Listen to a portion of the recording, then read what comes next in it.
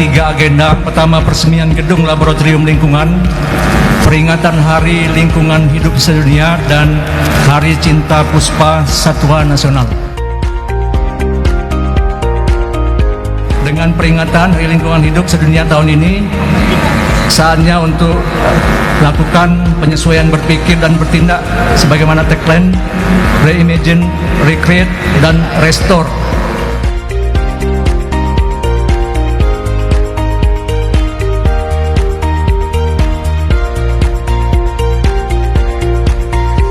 Di momen ini saya mengajak kita semua, yuk, alam itu memang tanggung jawab kita. Kenapa kita buat laboratorium ini? Tuhan sudah menciptakan laboratorium alam.